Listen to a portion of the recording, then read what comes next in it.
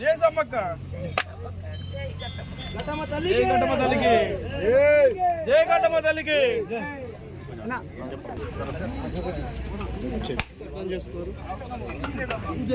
పేరు పేరున నమస్కారాలు.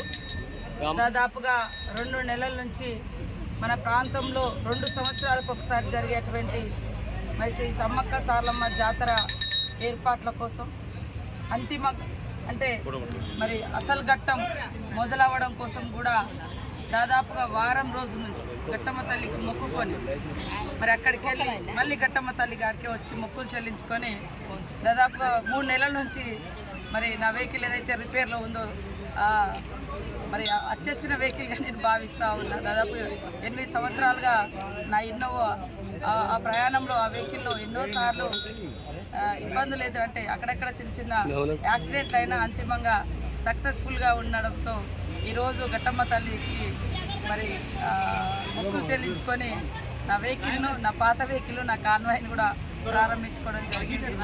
ఏది ఏమైనా చాలా చాలా ఆనందదాయకము. ఈసారి జాతర అత్యంత వైభవంగా చాలా సంతోషంగా కోట్లాది మంది భక్తులు రావడానికి మరి ఎంతో ఆసక్తి చూపిరంటే మన ప్రతి ఒక్కరు గట్టమ్మ దగ్గర అంటే సమ్మక్క సారలమ్మ సమ్మక్క సారలమ్మ దగ్గరికి వెళ్ళే ముందు ములుగు నుంచి పోయే ప్రతి ఒక్కరు కూడా మరి గట్టమ్మ తల్లికి మొక్కులు చెల్లించుకోవడం కూడా ఆనవాయితీ, ఆచారం, విశ్వాసం. గతంలో కూడా ఇక్కడికి మన హాత్సే హాత్ జోడో యాత్ర సందర్భంగా రేవంత్ రెడ్డి గారి యొక్క యాత్ర కూడా ఇక్కడికి వచ్చి మొక్కులు చెల్లించుకొని సమ్మక్క దగ్గరికి వెళ్ళి అక్కడి నుంచి వారు ప్రారంభించడం జరిగింది. మేము కూడా సమ్మక్క సారలమ్మ పనులు మొదలు పెట్టేటప్పుడు ఫస్ట్ గట్టమ్మ దగ్గర మరి కొబ్బరికాయలు కొట్టి ఈ తల్లి పనులను మొదలు పెట్టుకొని అక్కడ సమ్మక్క సారలమ్మ పనులు మొదలు పెట్టుకోవడం జరిగింది.